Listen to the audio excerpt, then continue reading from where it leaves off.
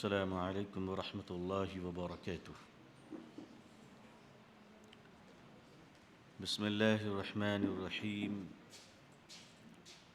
وبه نستعين نحمده ونصلي على رسوله الكريم.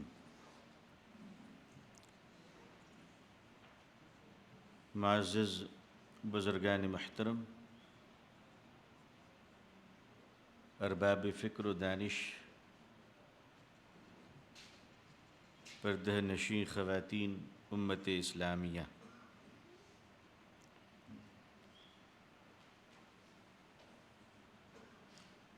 جناب ڈاکٹر عبدالقدیر صاحب جو شاہین ادارہ جات کے صدر ہیں اور اس ادارے کے بانی ہیں، وہ ہر سال ملت کی اصلاح کے لیے ایک کوئی نہ کوئی نئی ڈیزائن بنا لیا کرتے ہیں۔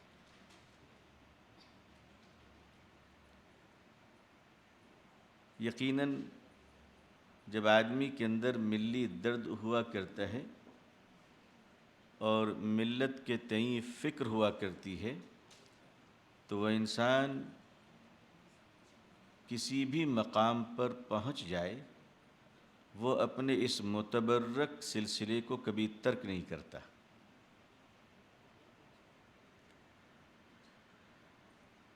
ایک موقع تھا جب ڈاکٹر عبدالقدیر صاحب نے نشہ مخالف تحریک چلائی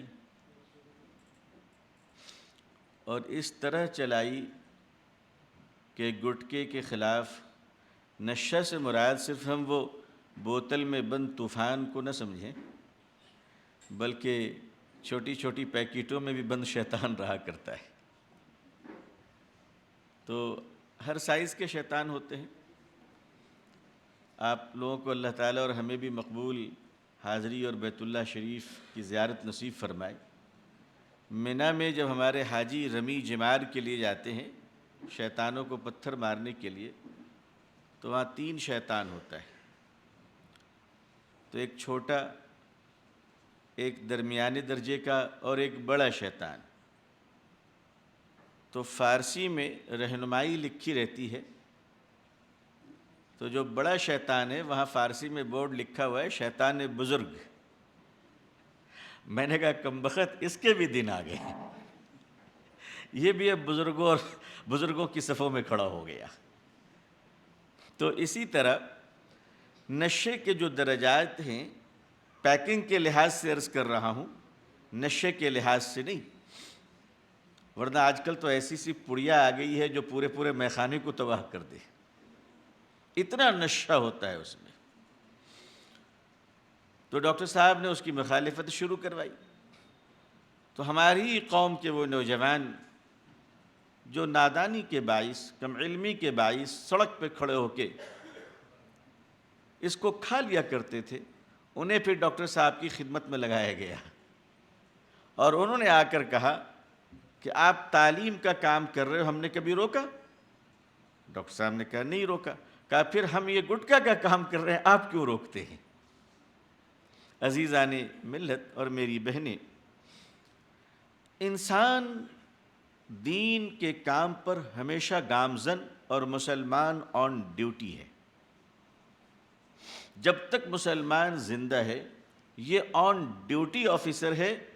اگر اس نے غفلت برتی تو اللہ ہمیں معاف کر دے اور صحیح توفیق عطا فرمائے، ورنہ خطرہ ہے کہ کہیں گرفت کے ماحول نہ بن جائیں۔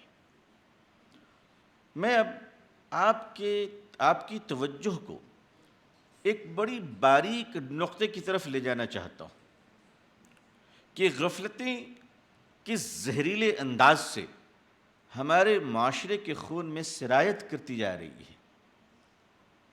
کبھی کبھی ایسا ہوتا ہے کہ ہم لوگ جس عنوان پر خطاب کر لیتے ہیں اسی عنوان پر ہمیں اپنے گھروں کی خامیاں نظر تک نہیں آتی۔ میں یہ بات آپ سے عرض کروں، میں ایسے اسلامی اسکالر صاحبان کو اس ملک میں جانتا ہوں جو رات میں اپنی جوان بیٹی کے برتھ ڈے پر کیک کاٹ کر ناچتے ہوئے نظر آتے ہیں، صبح سیمینار میں اسلامی عنوان پر خطاب فرماتے ہیں۔ جب معاشرہ اس طرح کے مکار لوگوں کے ہاتھوں اور چنگل میں آ جائے، جب معاشرے میں تقویٰ اور پرہیزگاری کے سوداگر آ جائیں، جب معاشرے میں مذہب کی تجارت ہونے لگے، تو آپ سمجھ جائیے گا کہ مچھلیاں سر کی طرف سے سڑ رہی ہیں تو معاشرہ اپنے دل کی طرف سے سڑنا شروع ہو چکا ہے۔ معاشرے کی سڑان تقریروں سے اور جلسوں سے اس کی نشاندہی تو ہو سکتی ہے، لیکن اس کے علاج کے لیے انسان کو خود انفرادی طور پر مریض سمجھتے ہوئے اس کے دوا کھانے کے لیے خود کو آمادہ ہونا پڑے گا۔ اگر ہم نے اس کام کے لیے اپنے آپ کو آمادہ نہ کیا، معاشرے کی خرابیاں جس سطح پر چل رہی ہیں اس وقت، اس سے صرف آپ کا گھر نہیں، زاہد و جبہ و دستار کے گھر بھی اس آگ کی لپیٹ میں آ چکے ہیں۔ میں غالباً 3-4 سال پرانی بات ہے، لکھنؤ میں ایک بڑے عالم کے ساتھ بیٹھا ہوا تھا، پرسنل بورڈ کے بڑے ذمہ داروں میں ہیں وہ۔ بات چلی، انہوں نے ایک عجیب واقعہ مجھے سنایا کہ مولانا رمضان کا مہینہ، اور اتفاق سے وہ رمضان گزرا ہی تھا، ہم 1-8 مہینے کے بعد ہی ان کے ساتھ بیٹھے ہوئے تھے۔ انہوں نے فرمایا کہ مولانا رمضان کا مہینہ، تراویح کے بعد ہم سونے جا رہے تھے، اچانک دستک ہوئی، دروازہ کھولا تو محلے کے ایک بڑے دیندار صاحب ایک صاحب کے ساتھ ہمارے دروازے پہ تشریف لائے تھے۔ میں لفظ دیندار عرض کر رہا ہوں، وہ کس جماعت سے منسلک ہے میں اس کی نشاندہی نہیں کرنا چاہتا۔ وہ تشریف لائے اور بیٹھتے ہی وہ رونے لگے، زار و قطار رونے لگے۔ مولانا چونکہ اچھے مراسم کے آدمی ہیں، طاقتور آدمی ہیں، انہوں نے تسلی دی کہ آپ روئیں نہیں، آپ کے ساتھ کیا معاملہ ہوا ہمیں بتائیں، ہم آپ کی مدد کریں گے۔ پرشاسن اور ایڈمنسٹریشن کو کہنا ہوگا تو ہم ان سے بھی کہہ کر آپ کا تعاون کروائیں گے، آپ بتائیں آپ کے ساتھ کیا ہوا۔ انہوں نے کہا مشکل تو یہ ہے کہ جو ہوا ہے وہ دن کے اجالے میں کسی کو بتا بھی نہیں سکتا۔ کہا کیا ہوا؟ میں اپنی بہنوں سے فریاد کر رہا ہوں کہ اس واقعے کے درد کو ذرا محسوس کیجیے گا، اس واقعے کے درد کو محسوس کیجیے گا کہ معاشرہ کتنا بے حس ہوتا چلا جا رہا ہے۔ انہوں نے فرمایا کہ وہ ایک باپ ہونے کی حیثیت سے انہوں نے فرمایا کہ میری بیٹی جس کے تقوی پہ مجھے کبھی شک نہیں رہا، روزہ نماز تو بہت ہے ہی ہے، تہجد تک قضا نہیں ہوتی تھی، میں اشارتاً عرض کر رہا ہوں، روزے کی حالت میں ہماری گلی میں جھاڑو لگانے والے کے ساتھ وہ فرار ہو گئی ہے۔ انا للہ و انا الیہ راجعون۔ میں پروفیشن کا نام لے رہا ہوں، ذات کا نہیں، یہ مناسب نہیں ہے، کسی کاسٹ کا نہیں۔ ایک پروفیشن وہ جھاڑو لگانے والا کوئی بھی ہو سکتا ہے، اینی بڑی۔ فرار ہو گئی ایک بزرگ کے سامنے۔ اب میں اس کو یہاں پر روکتا ہوں اور ایک ضمناً ایک بات عرض کرتا ہوں آپ کی اجازت سے۔ فرار ہو گئی، یہ واقعہ کا آخری حصہ ہے، فرار ہو گئی، یہ نتیجہ ہے، یہ رزلٹ ہے، یہ اینڈ ہے۔ اب ذرا رکیے، تھوڑا سا اسے سن لیجئے۔ ایک بزرگ کی خدمت میں ایک صاحب تشریف لائے اور فرمانے لگے کہ حضور، ہمارے فلانے رئیس صاحب، زمیندار صاحب، جو بڑے درجے کے مسلمانوں میں بڑے معروف و مشہور تھے، ان کی موت ہو گئی ہے، خاتمہ کفر پہ ہوا، وہ کفر پہ مر گئے۔ حضرت رحمت اللہ علیہ نے جو اس کا جواب دیا وہ سنیے۔ فرمایا کہ نہیں، کفر تو بہت پہلے آ چکا تھا، اظہار اب ہوا ہے۔ یہ جن بیماریوں کے تعلق سے ہم کہہ رہے ہیں، یہ اچانک نہیں آئی ہمارے معاشرے میں، یہ ایسا نہیں کہ آج صبح آئی ہے اور شام میں اس آگ کو بجھانے کے لیے ہم فائر بریگیڈ کی طرح آ چکے ہیں. آسانی سے نہیں. عمان کی ایک تصویر میں نے دیکھی کہ آج سے 100 سال پہلے وہاں بچیوں کو چھوٹے کپڑے پہنائے گئے اور وہ برقع پوش ماؤں کے ساتھ چھوٹے اور شارٹ لباس میں چل رہی تھی. 100 سال کے بعد تاریخ بدل گئی ہے. اب وہ جو ماؤں کے ساتھ جو چل رہی تھی وہ 80 اور 90 سال کی ہو گئی ہیں، مگر ان کا لباس چھوٹا ہوتا گیا، کبھی بڑھا نہیں. یہ ایک دن میں نہیں. کفر 3 درجے میں، برائیاں 3 درجوں میں آیا کرتی ہے. سب سے پہلا درجہ اسلام کے کسی شعبے سے، شریعت کے کسی حکم کے تعلق سے آدمی کے دل میں اگر بوجھ آ جائے، نعوذ باللہ، ہم اللہ سے معافی چاہتے ہیں، بات سمجھ میں آئے یا نہ آئے، شریعت کے احترام کا جذبہ بچپن میں والدین اپنی اولادوں کے دلوں میں داخل کر دیں، ان بلٹ کر دیں. کسی آدمی، کفر پہلے نہیں آتا، کفر 3 درجوں میں آتا ہے. پہلا درجہ یہ ہے کہ شریعت کے کسی حکم کے تعلق سے دل میں بوجھ آ جانا. توجہ فرمائیے، شریعت کے کسی حکم کے تعلق سے نعوذ باللہ دل میں بوجھ آ جانا، چاہے ہم کسی کو بیان نہ کریں. سرکار دو عالم حضرت محمد رسول اللہ صلی اللہ علیہ وسلم کے وصال فرما جانے کے بعد مسلمانوں کے ایک طبقے نے یہ کہا تھا کہ ہماری فائنانشل کنڈیشن، ہماری معاشی حالت اس وقت اچھی نہیں ہے، لہٰذا ہم نماز تو پڑھیں گے، روزے بھی رکھیں گے، ہم اسلام کے تمام احکام پہ عمل کریں گے، لیکن ہم زکوٰۃ نہیں نکالیں گے. سیدنا حضرت ابو بکر صدیق رضی اللہ تعالیٰ عنہ نے اس میں گفتگو، مفاہمت، آپس میں ایک دوسرے کو سمجھانے، آپ نے اس ہیلے سے کام نہیں لیا. آپ توجہ فرمائیں کہ آپ نے کسی ہیلے سے کام نہیں لیا، کسی حکمت و تدبر کا اعلان نہیں فرمایا. آپ نے فرمایا چلو، اگر جس پر واجب ہے زکوٰۃ، اگر وہ زکوٰۃ نکالنے سے انکار کرتا ہے، بات تو طویل ہے کہ اونٹ اور رسی، میں اختصار میں کہہ رہا ہوں کہ توجہ فرمائی، کسی حکمت و مصلحت نہیں، گفتگو، سمجھوتا، کمپرومائز، انڈرسٹینڈنگ. فرمایا نہیں، اگر جس پر واجب ہے، اگر اس نے شریعت کے حکم پر عمل سے انکار کیا تو ابو بکر اس کے ساتھ اعلان جنگ کرتا ہے. ابو بکر اس کے ساتھ اعلان جنگ کرتا ہے. اس کا مطلب آپ سمجھ رہے ہیں یا میں سمجھ رہا ہوں؟ آپ تو یقیناً سمجھ رہے ہوں گے، مجھے سمجھنے کی ضرورت ہے. اس کا مطلب یہ ہوا کہ اگر دل کے اندر بھی کسی شریعت کے حوالے سے ایک ذرا سی بوجھ آ گئی تو اپنے چھپے ہوئے شیطان اور نفس کے ساتھ اعلان جنگ کر دیجئے، ورنہ خطرہ ہے کہ نعوذ باللہ کہیں موت کفر پہ نہ ہو جائے. یہ پہلا حصہ ہے کہ شریعت کے تئیں کسی بات کے تعلق سے دل میں بوجھ آ جانا. دوسرا درجہ کہ ایک عرصے کے بعد وہ اپنے شریعت کے اس بوجھ کے تعلق سے لوگوں میں ذہن سازی کرنا شروع کرتے. ذہن سازی مثلاً کہ صاحب پردہ تو حیا کا نام ہے اور حیا تو آنکھوں میں ہونی چاہیے.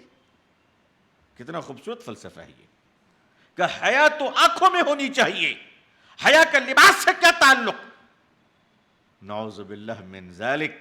آپ اندازہ کیجئے بھائی، گاڑی کی ڈرائیونگ کا تعلق تو اپنے ہاتھ کی قوت سے ہے، اپنی بہترین پریکٹس سے ہے. آخر یہ گاڑی کے تعلق چلانے کے لیے یہ ٹریفک رول کی کیا ضرورت ہے؟ ہم چاہے لیفٹ میں چلیں یا رائٹ میں چلیں، ہمیں ڈرائیونگ اچھی آنی چاہیے. آپ بتائیے، دنیا کا کوئی نظام ٹریفک کیا آپ کے اس لاجک کو تسلیم کرنے کو تیار ہوگا؟ کسی ملک میں لیفٹ ڈرائیو ہے، کسی ملک میں رائٹ ڈرائیو ہے، لیکن اگر آپ اس ملک میں ڈرائیونگ خود کر رہے ہیں تو آپ کو وہاں کے قانون کی پابندی کرنی ہوگی. ایک ملک کی سڑک پہ چلنے کے لیے اگر وہاں کے نظام ٹریفک کا احترام لازم ہے تو اللہ اور اس کے رسول صلی اللہ علیہ وسلم کے حکم کو تسلیم کرنے کے لیے کیا ہم اپنے لاجک کی آوارگی کی بھیٹ چڑھا دیں اسے؟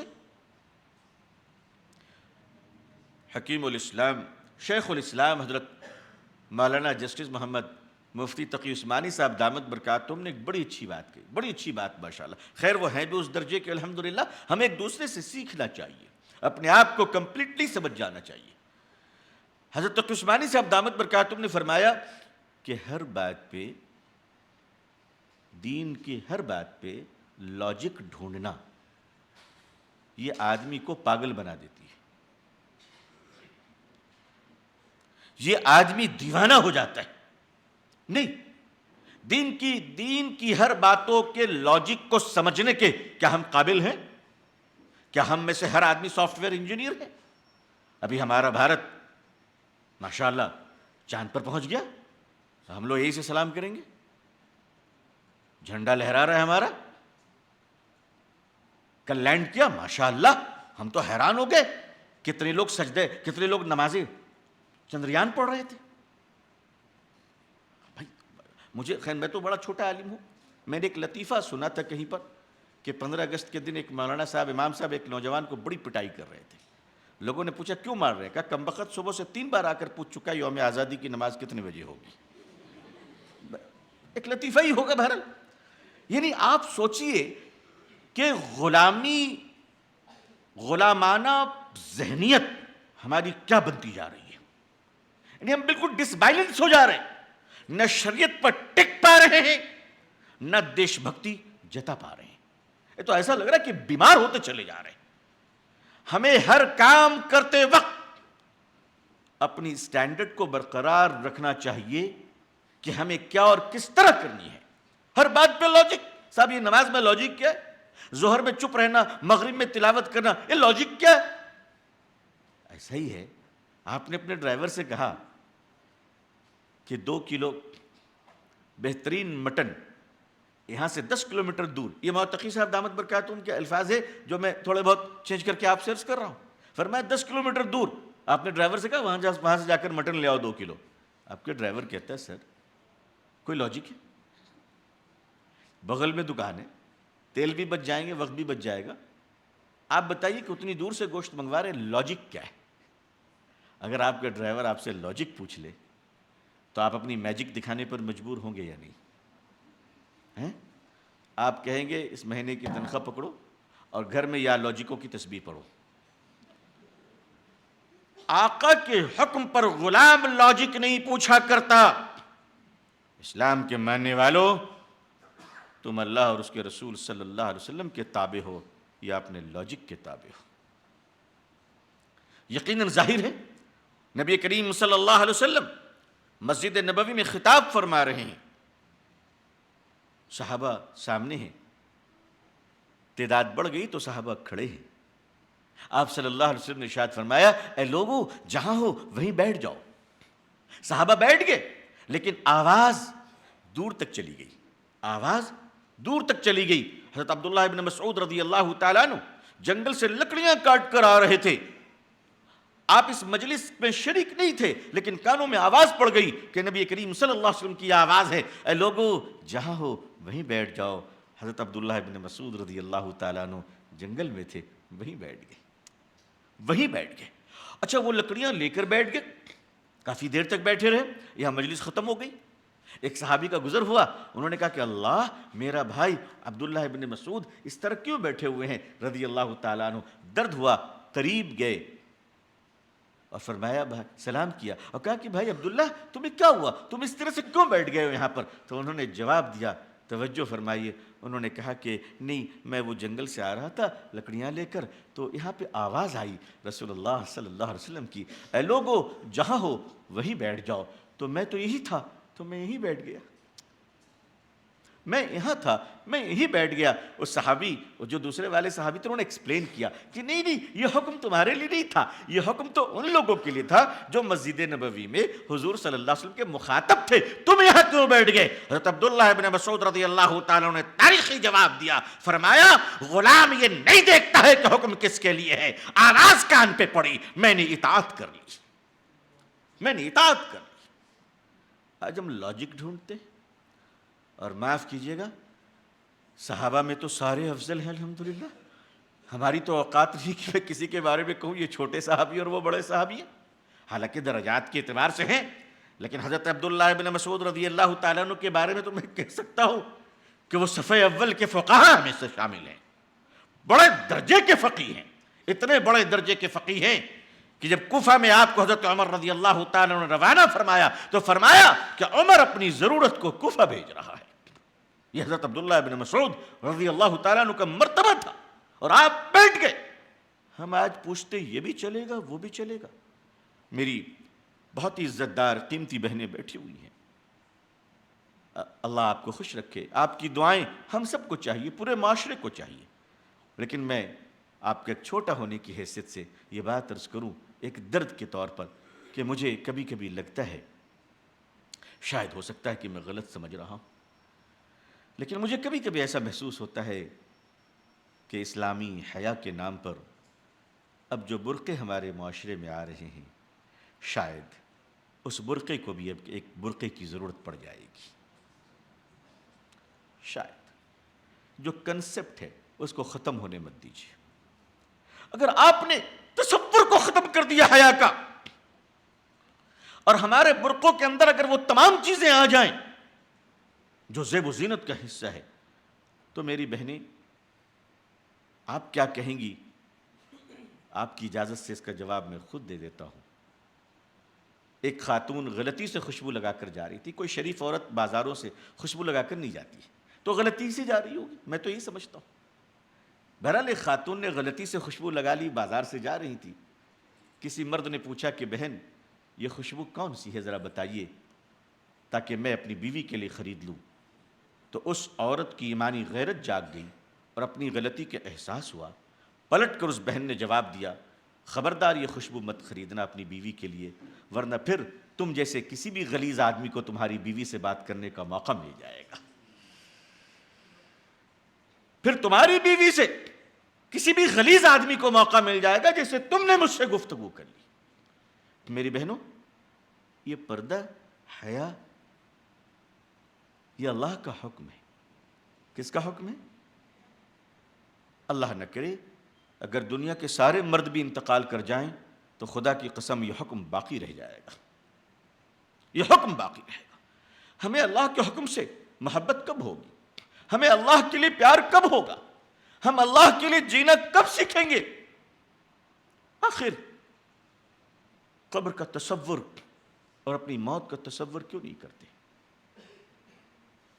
میرے بزرگ عزیزان ملت، آپ اور ہم سبھی مخاطب ہیں، کوئی کسی کا واعظ نہیں. یہاں پہ ہمارے معاشرے میں کچھ چیزوں پر ہمیں قابو پانے ہوں گے، اور انشاءاللہ آپ پا لیں گے. آپ کے اندر وہ جذبہ اللہ نے رکھا ہے. پہلی چیز، میں تمام برائیوں کی جڑ جس چیز کو سمجھتا ہوں، دوسری وجہ بھی ہو سکتی ہے، ایسا نہیں کہ میں فائنل ہے، لیکن میرا اپنا خیال یہ ہے کہ تمام برائیوں کی جڑ ہمارے معاشرے میں برتھ ڈے کی سیلیبریشن ہے. یہ میں محسوس کرتا ہوں، آپ اس سے بہتر محسوس کر سکتے ہیں. اس کی بنیادی وجہ میں آپ سے عرض کر دوں کہ میں ایسا کیوں محسوس کرتا ہوں. میں نے اس پر بڑا غور کیا. دیکھیے، ہمارے بیٹے اور ہماری بیٹیاں، بچے جب اسکولوں میں جاتے ہیں، اچھا اسکول میں جانا ایک ضرورت ہے ہماری اس وقت، ہم انکار نہیں کر سکتے. ہم آپ سے کہہ دیں بالکل کالج سے نکال دیجئے، یہ بہت ہی ظاہر ہے کہ ہمارے پاس آلٹرنیٹ کیا ہے، ہم نے متبادل کیا تیار کر رکھے. میں یقین کے ساتھ کہہ سکتا ہوں کہ آپ کا زندہ شہر اورنگ آباد بھی اپنے اسکول اور کالج سے زیادہ ہوٹل اور بریانی کی دکانیں رکھتا ہوگا. اگر میری بات غلط ہے تو آپ اصلاح کر دیجیے. کیا میں صحیح کہہ رہا ہوں؟ ظاہر سی بات ہے، جس معاشرے میں رات کے 2 بجے تک چائے کی پیالی ہمارے لیے گرم رکھی جاتی ہو، وہاں تہجد گزار لوگ کہاں نظر آئیں گے؟ تاریخ اسلام میں لکھا ہے کہ سب سے ظالم دور، ظالم بادشاہ حجاج ابن یوسف گزرا ہے. حجاج ابن یوسف جیسے ظالم بادشاہ کے زمانے میں بھی 7 سال کی عمر کی بچیوں کی تہجد قضا نہیں ہوا کرتی تھی. آج تو 60 سال کے والد صاحب فجر کب پڑھے ہیں وہ پوچھنا پڑے گا. فجر کب پڑھے؟ میں اکثر کہا کرتا ہوں کہ ہمارے چھوٹے چھوٹے بچے گھروں میں موبائل، اب موبائل سے ہم انکار نہیں کر سکتے. دیکھیے، موبائل ایک ایسی زندگی کا حصہ بن گیا ہے کہ اس کے خلاف پوری تقریر کرنے کے بعد آخری کام میرا بھی موبائل چیک کرنا ہوگا. یہ ہم اسے، لیکن ہم یہ تو طے کر سکتے ہیں کہ ہماری اولادوں کے اندر ہم دینی مزاج اور شعور اتنا پیدا کر دیں کہ اللہ کی محبت اس قدر غالب ہو کہ موبائل جیسی چھوٹی سی چیز ہمارے ایمان کو کبھی چیلنج نہیں کر سکتا. اور اگر چیلنج کرنے پر آ جائے تو میں ایسے نمازیوں کو جانتا ہوں جو سلام پھیر کر واٹس ایپ چیک کرتے ہیں کہ نماز کی قبولیت کا میسج آیا کہ نہیں آیا. بعض لوگوں کو تو میں نے ایسا ضدی پایا ہے کہ نماز کے بعد اگر دعا ہو رہی ہے تو وہ اس کو ڈینائی کرنے کے لیے موبائل کے واٹس ایپ چیک کر رہے ہیں مسجد میں بیٹھ کر. یہ بدتمیزی ہے، معاف کیجیے گا، صاف کہتا ہوں یہ بدتمیزی ہے. ہاں کوئی تسبیح پڑھے، اللہ کا ذکر کرے، اس کی اجازت ہے، اس کی اجازت ہے، مگر صرف اس کو ڈینائی کرنے کے لیے آپ موبائل کے واٹس ایپ چیک کر رہے ہیں، کال چیک کر رہے ہیں، یہ آپ کی بدتمیزی ہے، اس کے علاوہ کچھ نہیں ہے. بڑا موقع دیا، ہم غلام بن چکے اس موبائل کے. ہمارے چھوٹے چھوٹے بچے راتوں میں موبائل سے کھیل رہے ہیں. ہم نے کہا بیٹے سو جاؤ، صبح اسکول جانا ہے. ماں کہتی بیٹی سو جاؤ، صبح اسکول جانا ہے. نرسری سے لے کر بچے کلاس 10 پر پہنچ گئے، یہی سنتے ہوئے سو رہے تھے رات میں. ماں کہہ رہی تھی اور باپ کہہ رہا تھا بچوں سو جاؤ، صبح اسکول جانا ہے. کیا ہمارے بچوں کا کوئی حق نہیں کہ کبھی تو یہ سن لیتے کہ ماں باپ میں سے کوئی کہتا بیٹے جلدی سو جاؤ، صبح فجر کی نماز پڑھنی ہے. کیا ہم نہیں کہہ سکتے؟ میں آپ کی خدمت میں عرض کروں، بہت معافی چاہتا ہوا، شاید آپ کا شہر زندہ ہو، لیکن میں پورے ملک کو سامنے رکھ کر عرض کرتا ہوں کہ بعض دفعہ مسلمانوں کے ایسے گھرانے ہیں جو دینداری کا بھرم رکھتے ہیں. 10 لوگ ہیں، اللہ کی پناہ اس 10 میں سے کسی ایک کو بھی فجر کی نماز پڑھنے کی توفیق نہیں ہوتی. اب گراؤنڈ ریالٹی ہے یہ. 2 سال کے بچے، 3 سال کے بچے اسکولوں میں جا رہے ہیں. اب ان کا برتھ ڈے منانا ہے، ہمیں بڑے بچے کیوٹ لگتے. میرا بچہ 3 سال کا ہو گیا. اب ظاہر ہے کہ 3 سال کے بچے کا جب آپ برتھ ڈے منائیں گے تو اس کے ساتھ جو اس کی فرینڈ سرکل ہوگی وہ 3 سال کے بچے اور بچیاں ہوں گی. وہ سارے جمع ہو جائیں گے، ہیپی برتھ ڈے، بڑا اچھا لگے گا بھائی یہ تو بڑا پاکیزہ ہے، گناہ بھی نہیں، بڑا مزہ آ رہا ہے، چھوٹے چھوٹے بچے آپس میں کھیل رہے. لیکن آپ سوچئے کہ اگلے سال جب برتھ ڈے منے گا تو یہی کمپنی یہی ہوگی، ساتھی یہی ہوں گے. عمر کتنی ہوگی؟ 4 سال. 10 سال کے بعد جب پھر برتھ ڈے بنے گا، بچے یہی ہوں گے، ساتھی یہی ہوں گے. عمر کیا ہوگی؟ 14 سال. 10 سال کے بعد جب پھر برتھ ڈے منائے جائیں گے، بچے ہی ہوں گے، ساتھی یہی ہوں گے. عمر کیا ہوگی؟ 24 سال.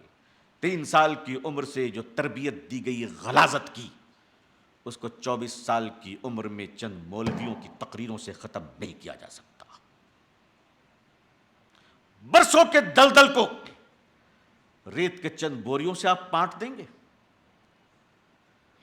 طے کریں، اچھے لوگ برتھ ڈے منا رہے ہیں، اچھے لوگ. اب تو بوڑھے نے بھی منانا شروع کر دیا کہ بیٹی امریکہ سے آئی ہے کہ ابو آپ کی 60 سالہ برتھ ڈے ہمیں منانا ہے. کیوں؟ پتہ نہیں اگلے سال آپ ٹپک جائیں گے تو میں تو امریکہ سے آ نہیں پاؤں گی.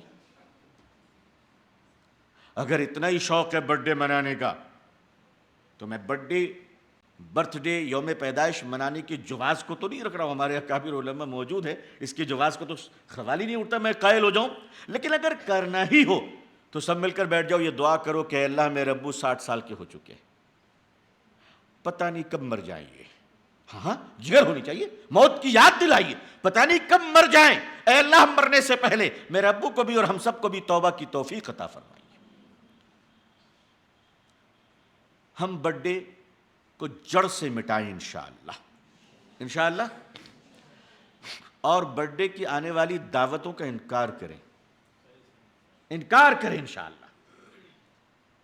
اور میں یہ تو نہیں کہوں گا کیک نہ کھایا جائے، وہ تو ڈاکٹر بتائیں گے شوگر پیشنٹ ہے تو نہ کھائیں. لیکن آج کل تو شوگر فری بھی کیک آ رہے ہیں نا. لکھنؤ میں، میں لکھنؤ کا نہیں ہوں لیکن لکھنؤ میں کہاوت ہے، کوئی اچھی بات کہہ دے تو کہتے آپ کے منہ میں گھی شکر. میں نے کہا اب تو چینج کرو شوگر کے زمانے میں، اب تو کہو آپ کے منہ میں گھی اور فری شوگر، یا شہد کہہ دو بھائی. تو مسلک کیک کا نہیں ہے. اب تو آپ حضرات زندہ ہیں، زندہ دل و دماغ کے لوگ ہیں ماشاءاللہ. ایک بات میں ضمناً عرض کر دے رہا ہوں، میں ایک اچھے ریسٹورنٹ میں، اللہ کا شکر ہے آپ لوگ کی دعاؤں سے میں تھوڑا گھومتا پھرتا رہتا ہوں، میں ایک اچھے ریسٹورنٹ میں گیا اور وہاں میں نے آرڈر دیا اور وہ حلال. مجھے شیف نے اندر سے آ کر کہا کہ آپ کوئی دوسری چیز کھا لیں، یہ نہ کھائیں. تو میں نے کہا کیوں، آپ کیا تو سب حلال ہیں؟ تو انہوں نے کہا کہ نہیں، ٹیسٹ بڑھانے کے لیے آج کل بہت ساری چیزوں میں شراب کے 2-4 چمچے ملائے جا رہے ہیں.